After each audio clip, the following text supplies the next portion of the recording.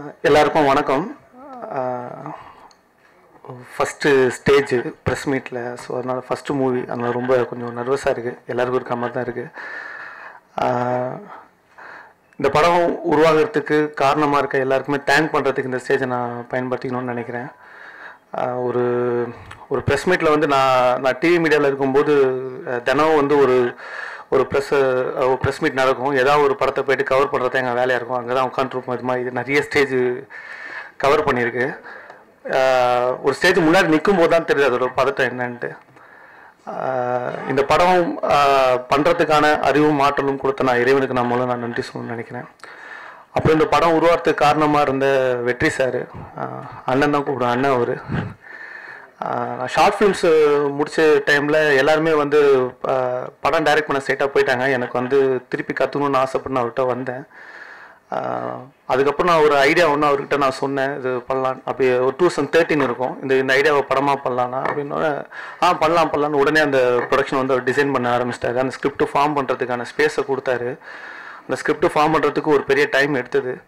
அது வரைக்கும் அவர் அது சப்போர்ட் பண்ணார். அதுக்கப்புறம் அதை ஃபாக்ஸ் கம்பெனி கொண்டு போனார். படத்தை அடுத்த லெவலுக்கு எடுத்துகிட்டு போனார். ஆர்டிஸ்ட் யார் பண்ணலாம் அப்படின்னா தினேஷ் சார் பண்ணால் நல்லாயிருக்கும். அதுக்கு நம்ம இது பண்ணலாம், இந்த கதைக்கு ரொம்ப ஆப்டாக இருப்பார் அப்படின்னு சொல்லி தினேஷ் சாரை உள்ளே கொண்டு வந்தார். படத்துடைய ப்ராஜெக்டாக இந்த படம் வந்து முழுசாக ஃபார்ம் ஆனதுக்கு வந்து அவர் தான் காரணம். எனக்கு அதில் எந்த ஸ்ட்ரெயினுமே இல்லை. அவர் வந்து ஒரு கிரேட் ஃபிலிம் மேக்கர். அவரை பற்றி பேசணும், நிறைய பேசலாம். அவர் ஏன்னா இந்த படத்தில் கிட்டத்தட்ட ஒரு லாங் கேப், ஒரு 5 years ஆகிடுச்சு. அதனால இது ரொம்ப பழைய படம்லாம் இல்லை. அவர் ஒரு லாங் கேப் எடுத்தது அந்த படம் ஃபார்ம் ஆகிறதுக்கு. அவரே தான் சொல்லுவார், ஒரு படம் வந்து அதோடைய ரிலீஸிங் டேட்டை, அதோடைய ப்ரொடியூசர்ஸை, அதோடைய ஆர்டிஸ்ட்டை அதுவே வந்து உருவாக்கிக்கும் அப்படின்னு. ஸோ அந்த போஸ்டர்ஸு, அந்த படத்தோட டெய்லர் இன்னுமே ஃப்ரெஷ்ஷாக இருக்குது அப்படின்னா அந்த படம் முழுமையாக இருக்குதுன்னு நினைக்கிறேன். அது முழுமையாகிறதுக்கு அதுக்கான பொறுமையும் அதுக்கான அறிவையும் அவர் தான் எனக்கு கற்றுக் கொடுத்தாரு. அதனால் நான் கண்டிப்பாக தேங்க் பண்ணணும். அப்புறம் படத்தோட ஹீரோ தினேஷ் சார், அவர் வந்து இந்த படத்துக்கு கொடுத்த எனர்ஜி வந்து ரொம்ப பெரிய எனர்ஜி.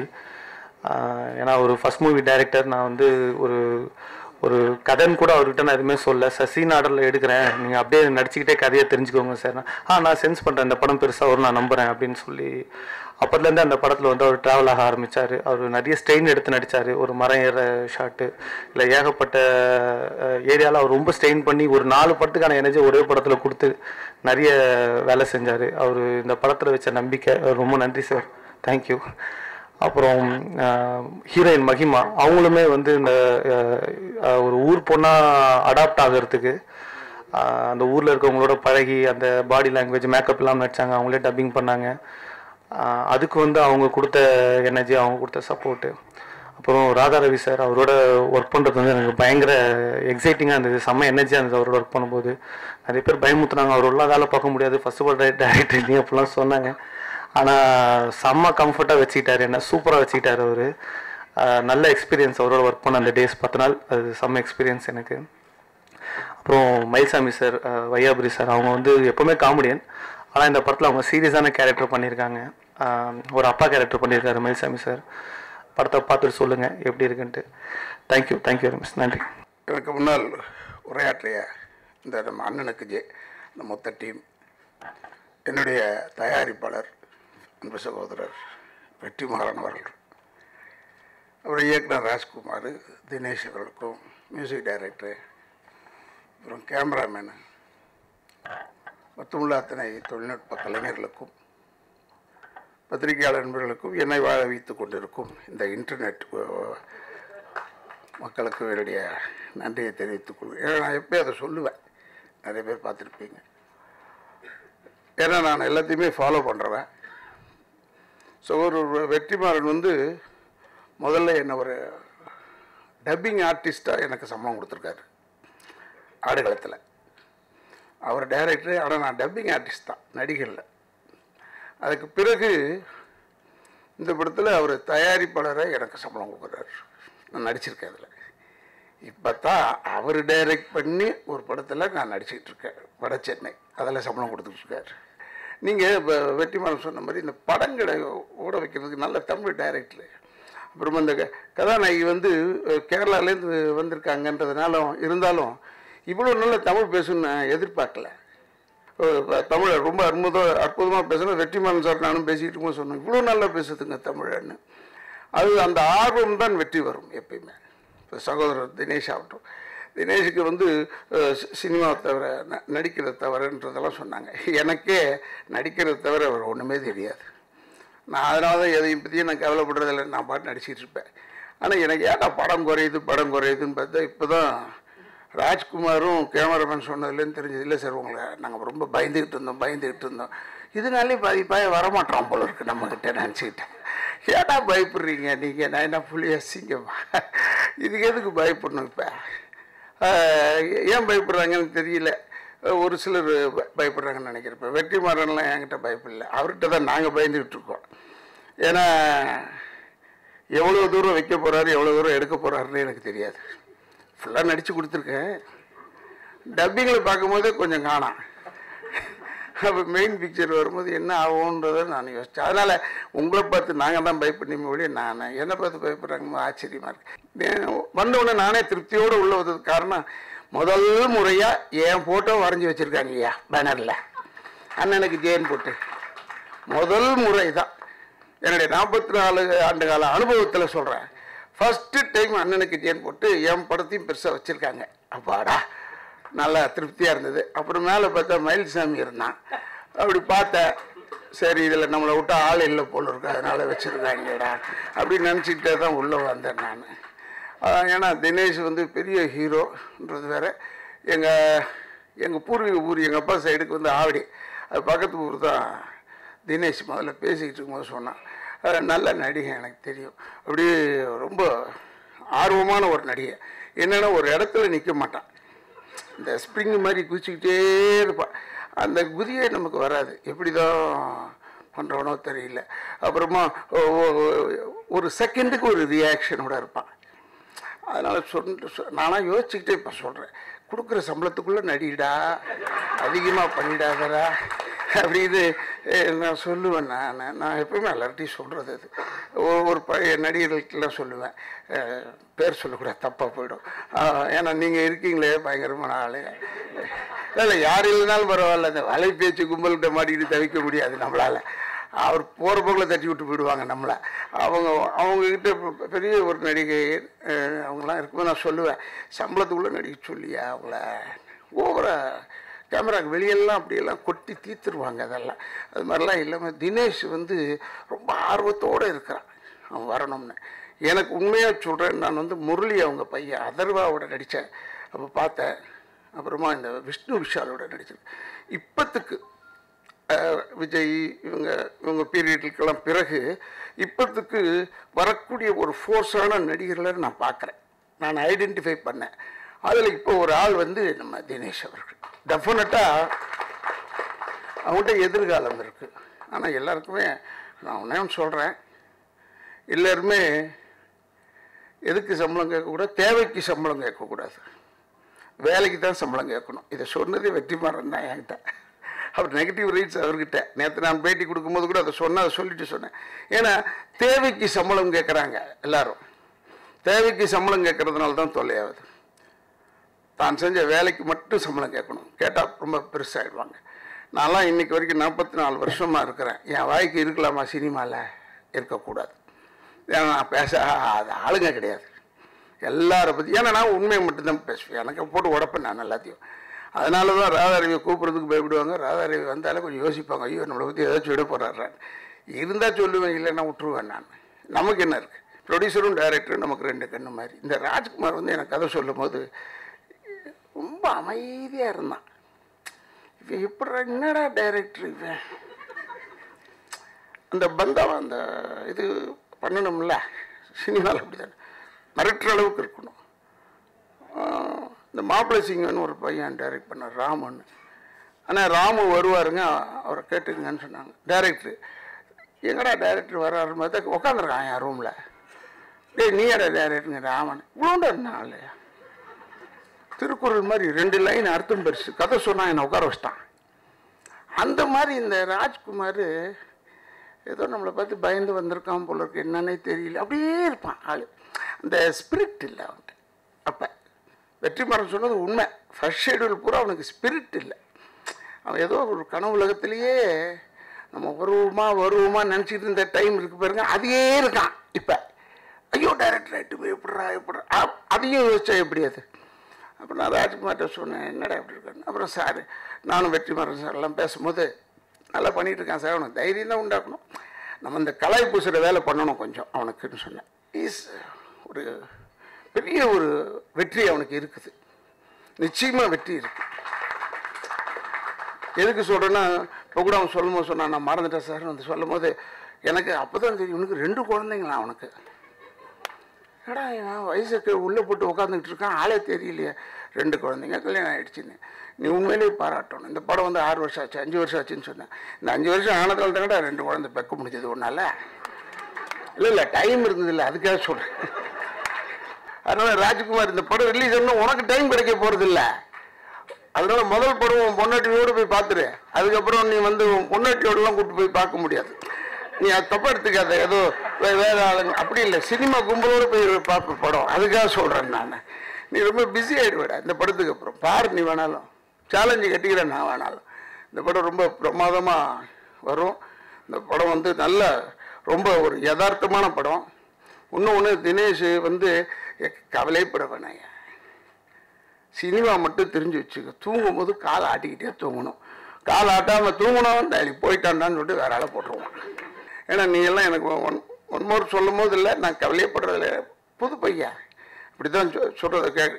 நான் எந்த டைரக்டராக இருந்தாலும் எனக்கு பெரிய முக்கியமானவங்க அவங்க காலை தொட்டு தான் கும்பிடுவேன். ஃபஸ்ட்டு ஷாட்டில் அவங்க கூட பயந்துட்டான், என்ன ஒன்றும் இல்லைடா டைரக்டருக்கு காலை தொட்டு கும்பிட்றேன்.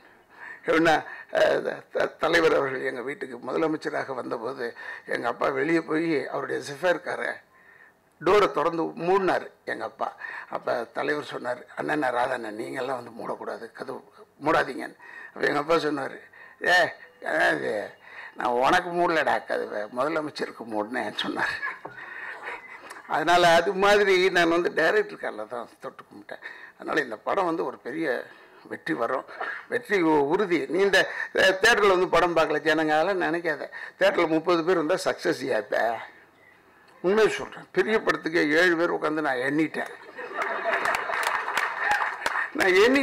மேலேருந்து எண்ணுறேன், 7 பேர் தான் இருக்கான். சரி ஏதோ வருவான்னு பார்த்தா வரவே இல்லை அவன். அப்புறம் பார்த்தேன், சரி இது இப்படி தான் போல இருக்குது. அதையே வெற்றின்னு மக்களிடம் பெரிய மாபெரும் வெற்றின்னு போட்டாங்க. இந்த 7 பேர் மக்கள் தானே, அது நியாயமான விஷயம் இல்லை, அவன் போட்டதில் ஒன்றும் தப்பு கிடையாது. அதனால் நீ அதெல்லாம் எதிர்பார்க்காத, ஓடும் படம். ஏன்னா இப்போல்லாம் என்ன ஆயிடுச்சுன்னா, தேட்டரில் உள்ளே போய் படம் பார்க்குறதோட வெளியே சைக்கிள் ஸ்டாண்டையும் பைக் ஸ்டாண்டையும் பார்த்தா தெரிஞ்சு போகுது ஓடுதா இல்லையான்னு. ஆனால் அதில் நிறைய இருக்குது, நிறைய பைக்கு காரை பார்த்துட்டு நான் ஏமாந்துட்டேன், நல்லா ஓடுது போல இருக்குன்னு பார்த்தா அந்த பாப்கார்னையும் ஐஸ்கிரீமையும் சாப்பிட்றதுக்கு இந்த ரெஸ்டாரண்ட்டுக்கு வர்றதுக்குன்னே வராங்க எல்லாம். அதுக்காக சொல்கிறேன். இருந்தாலும் நீ கவலைப்படாத, இதெல்லாம் நினைக்காத. அண்ணனுக்கு பெரிய வெற்றி, உனக்கு நல்ல பேர் கிடைக்கும். இது இருக்காங்க, இவ்வளோ பேர் வந்திருக்காங்களே, எல்லாருமே வந்து உனக்கு சிறப்பாக எழுதிட மாட்டாங்க. சில பத்திரிகைகள் இருக்குது, என் வயசுக்கு சொல்கிறேன், சிறப்பாக இருக்குன்னா அது நல்லா இருக்குன்னா எல்லாம் எழுதுவாங்க. எண்டில் வந்து எப்படி இந்த படம் இருந்தாலும் படம் சிறப்பாக இருக்கிறது, எப்படி இந்த படம் இருந்தாலும் புள்ளி வச்சால க்ளோஸரான அர்த்தம் நம்ம. அதெல்லாம் நீ தெரிஞ்சுக்குவ இனிமேல். அதனால் ராஜ்குமார் நீ பயப்படாத, உனக்கு நல்ல பக்க பலங்கள் இருக்கிறது. ஏன்னா இன்றைக்கி நம்ம படம் ஓடக்கூடாதுன்றதுக்கு ஒரு பெரிய கூட்டமே இருக்காங்க ரெடியாக. உடனே இந்த படத்தை ஃபஸ்ட்டு ஷோலேயே வெளியே கொண்டாந்து விட்டுருணும், அதில் எல்லாம் இருக்காங்க. உனக்கு தெரியும், தெரியாமல் வெற்றிமாறனுக்கு நல்லா தெரியும். அதையெல்லாம் மீறி உன் படம் ஓடணும். நிச்சயமாக இந்த படம் ஓடும். ஏன்னா யதார்த்தமான படம், யதார்த்தமாக சொல்லியிருக்கேன். மனுஷங்க யதார்த்தமாக இருக்காங்க. யதார்த்தமாக இருக்கும்போது இப்போ ஜனங்களுக்கு வேற ஒரு ட்ரெண்டு பிடிக்குது, இந்த காமெடியாக எதையாவது ஒரு கதையை செஞ்சுக்கிட்டு இருந்தோம்னா அதை ரசிக்கிறாங்க, கதையை விட்டுரும். ஆனால் இந்த கதையில் ஒரு பெரிய நான் கடைசி கிளைமேக்ஸை சொல்லவே மாட்டேன். ஏன்னா ப்ரொடியூசரோ டைரக்டரோ பயந்துடக்கூடாது. இந்த கதை வந்து எல்லாருக்கும் ஒரு பாடமாக இருக்கிற படம். குடும்பத்தின் சார்பாகவும் திராவிட இயக்கத்தின் சார்பாகவும் நன்றியை கூறி விடைபெறுகிறேன். நன்றி, வணக்கம். எல்லாருக்கும் வணக்கம். Thank you so much for coming. அண்ணனுக்கு ஜெய்.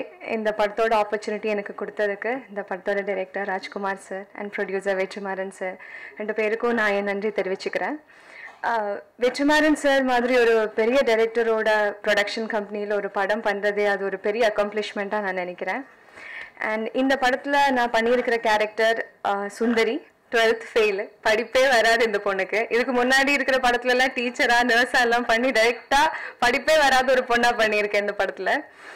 அண்ட் இந்த கேரக்டர் வந்து எனக்கு உண்மையிலே ரொம்ப சேலஞ்சிங்காக இருந்தது. ஏன்னா ஃபர்ஸ்ட் டேல இருந்தே டைரக்டர் வந்து எங்கிட்ட சொல்லிட்டே இருப்பாரு, நீங்கள் சிட்டில இருந்து வந்த பொண்ணு மாதிரியே இருக்கீங்க, அப்படியே அழுக்கா மாறிடுங்க, நீங்கள் லோக்கல் ஆயிடுங்கன்னு சொல்லிட்டே இருப்பாரு. அப்படியே ஒரு லோக்கலான ஒரு கேரக்டர் பண்ணியிருக்கேன், மேக்கப்பே எதுவும் இல்லாமல். அண்ட் ஃபர்ஸ்ட் டைம் நான் ஓன் வாய்ஸில் டப் பண்ணியிருக்கேன். அதுவும் வந்து எனக்கு சுத்தமாக கான்ஃபிடென்ஸே இல்லை. டைரக்டர் தான் வந்து இல்லை நீங்கள் பண்ணால் நல்லா இருக்கும்னு சொல்லி எனக்கு கான்ஃபிடென்ஸ் கொடுத்து என்னை பண்ண வச்சாரு. அண்ட் இந்த படத்தோட கேமராமேன் விஷ்ணு சார், அப்புறம் ராதா ரவி சாரோட எனக்கு காம்பினேஷன் சீன்ஸ் எதுவுமே இல்லை, அதுதான் வருத்தமாக இருக்குது. பட் இருந்தாலும் அவர் நடித்த படத்தில் எனக்கு ஒரு ரோல் இருக்குது, அதுவே பெரிய விஷயம். அண்ட் தினேஷ், ஹீரோ தினேஷ், அவரை பற்றி நான் சொல்லவே தேவையில்லை, எல்லாருக்கும் தெரிஞ்ச விஷயம்தான். அவர் ரொம்ப சப்போர்ட் பண்ணார் என்ன. ஏன்னா அவர் வந்து ரொம்ப ஸ்பான்டேனியஸான ஒரு ஆக்டர். அவரோட நடிக்கிறது கொஞ்சம் கஷ்டம் தான். ஏன்னா ஃபர்ஸ்ட் டேக்கில் பண்ணதை அவர் செகண்ட் டேக்கில் பண்ண மாட்டார், வேறு ஏதாவது சொல்லுவார், டைலாக் மாற்றி சொல்லுவார். அதுக்கு நானும் ஸ்பான்டேனியஸாக இருக்கணும். அது எனக்கு ஒரு லேர்னிங் எக்ஸ்பீரியன்ஸாக இருந்தது அவரோட ஒர்க் பண்ணது. And music director. ஸோ இந்த ஆப்பர்ச்சுனிட்டி வந்து இந்த படத்தில் ஒர்க் பண்ண எல்லாருக்கும், technicians, crew, my makeup team, எல்லாருக்கும், கேமரா டீம் எல்லாருக்கும் தேங்க்ஸ் சொல்கிறதுக்காக நான் யூஸ் பண்ணுறேன். And once again thank you so much for coming. Thank you. அண்ணனுக்கு ஜெய் வந்து அட்டகத்திக்கு அப்புறம் எனக்கு வந்து ரொம்ப பக்கத்தில் இருக்கிற ஒரு படம். அட்டகத்திக்கு அப்புறம் குக்கு, எல்லா படமே ரொம்ப பிடிச்ச படம் தான். ஆனால் வந்து கொஞ்சம் அப்படி தள்ளி போயிட்டு எதனா ட்ரை பண்ணும் அப்படின்னு சொல்லிட்டு கண்ணை மாற்றி ஏதோ ட்ரை பண்ண படம். திருப்பி எனக்கு என்ன மாதிரியே இருந்து பண்ணணும்னு சொல்லி ராஜ்குமாரும் வெற்றி சாரும், ஏன்னா இந்த படம் ஆரம்பத்துலேருந்தே ஃபுட்டேஜ் பார்க்கும்போது எனர்ஜி எங்கெல்லாம் கம்மியாக இருக்கோ அது ட்ரெய்லர் பார்க்கும்போது நமக்கு அந்த வைப் இருக்குல்ல, அது வந்து பார்த்து சொல்லி கொஞ்சம் லோ ஆனால் கூட என்னை வந்து புஷ் பண்ணிகிட்டே இருப்பாங்க. அண்ணனுக்கு ஜெய் கதை எனக்கு தெரியாது. அட்டகத்தி ரிலீஸ்க்கு அப்புறம் கூப்பிட்டு படம் பண்ணலாம் ராஜ்குமார் டைரக்டர் அப்படின்னு சொன்னா, ராஜ்குமாரை வந்து வேப்பம்பட்டில் ஆஃபீஸ் போட்டுருந்தாரு. அப்போ போய் மீட் பண்ணோம். உங்களை வச்சு தான் இந்த ஸ்கிரிப்ட் எழுதிருந்தோம் அப்படின்னு சொன்னார். அதுவே ஒரு மாதிரி பயங்கர லோவாக இருந்துச்சு. சரி ஓகே, என்ன வச்சு எழுதுறீங்களா அப்படின்னு அப்படியே போகலான்னு சொல்லிட்டு ஆரம்பிச்சது. ஸ்பாட்டில் இம்ப்ரவைஸ் பண்ணிகிட்டே இருப்போம். விஷ்ணுலாம் நிறைய எனர்ஜி கொடுத்தா, கொஞ்சம் லோவானா கூட அவரும் சொல்லாப்ல, ஆனால் ஒன்று போயிடலாம் பண்ணி நிறைய க்ளோசஸ்லாம் வந்து விஷ்ணுவோட புஷ்ல கிடச்சிது. அவர் கொஞ்சம் சப்போர்ட் பண்ணார் ஸ்பாட்டில், அவருக்கும் தேங்க்ஸ். ராதா ரவி சார் வந்து சின்ன வயசுலேருந்து பார்த்த ஒரு சீனியரான பூவே செம்பூவே சாங்கில் வந்து மைக் வச்சு பாடிட்டு இருப்பார். அது ரொம்ப சின்ன வயசில் எங்கள் அப்பாவோட நான் பார்த்தது. அவர் அவ்வளோ பொலைட்டாக பிடிக்கும் எனக்கு.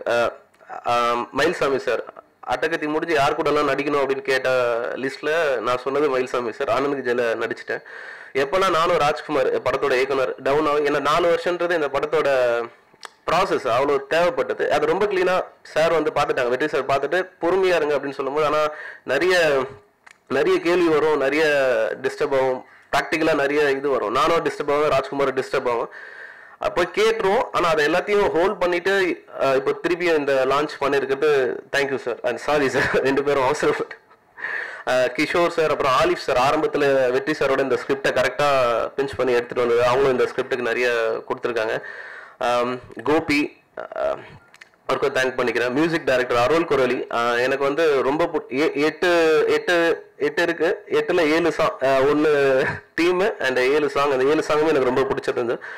ராஜ்குமாரோட லிரிக் வந்து எனக்கு ரொம்ப கேட்சியாக இருந்துச்சு. அதில் அசிஸ்டன்ட் டைரக்டர்ஸ் எல்லாருக்கும் நான் தேங்க் பண்ணிக்கிறேன். அண்ணனுக்கு ஜெய் வந்து எனக்கு அட்டகத்திக்கு அப்புறம் திருப்பி ஒரு ஆரம்பமாக இருக்கும்னு நான் நினைக்கிறேன் எனக்கு பக்கத்தில்.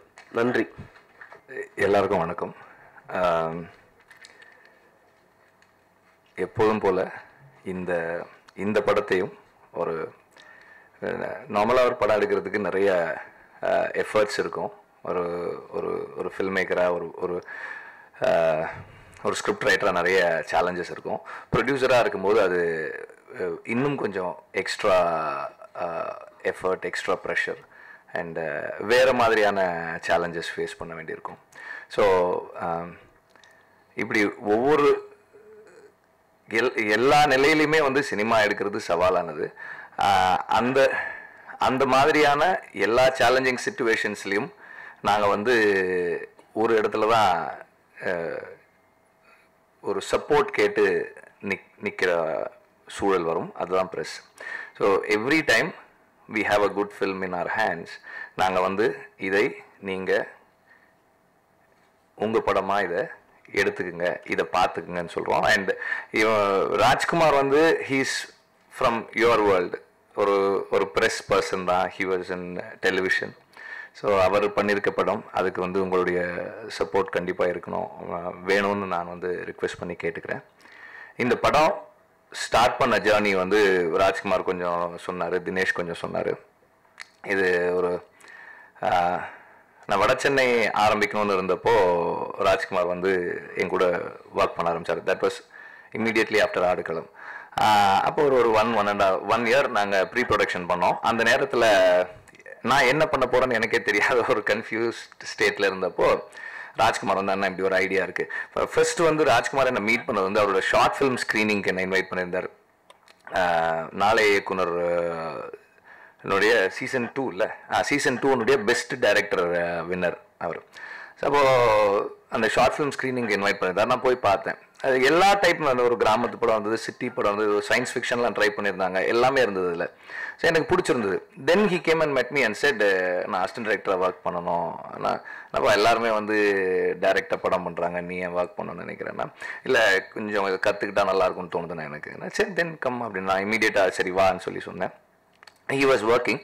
அப்போ இந்த ஐடியா சொன்னார், இப்படி ஒரு ஐடியா இருக்குண்ணே, நல்லா இருக்குமா, நல்லா இருக்கு, ஒர்க் பண்ணலாம். ஏன்னா it is not just a political satire, it is also a film on values. ஒரு ஒரு ஒரு ஒரு தந்தைக்கும் மகனுக்குமான ஒரு கதை இது.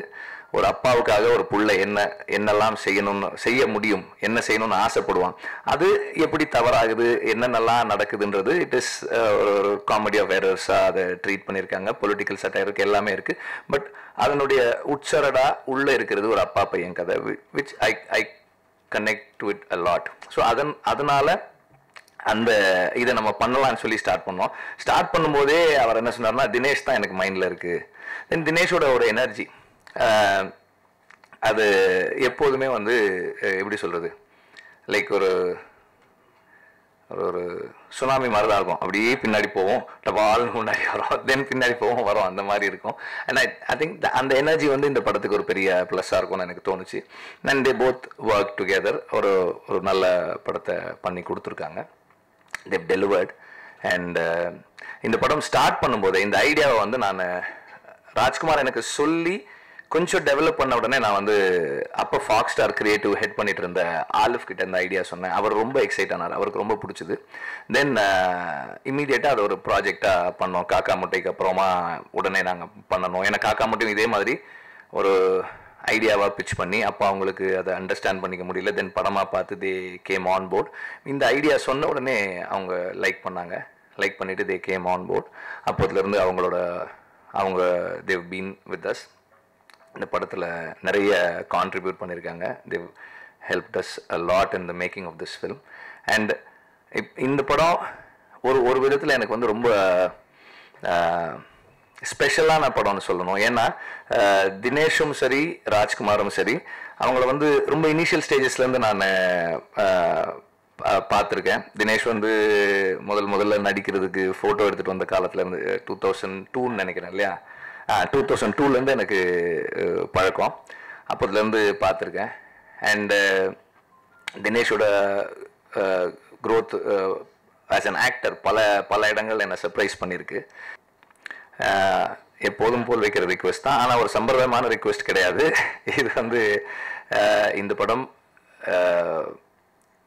அடைய போகிற இந்த படத்துக்கு கிடைக்க போகிற ஓப்பனிங்காக இருக்கட்டும், இந்த படத்துக்கு கிடைக்க போகிற வெற்றியாக இருக்கட்டும், அது வந்து உங்களில் தான் தொடங்கணும். இங்கே ஸ்டார்ட் பண்ணால் தான் அது போய் சேரும் அப்படின்ற ரிக்வெஸ்ட்டோடு முடிச்சுக்கிறேன். நன்றி, வணக்கம்.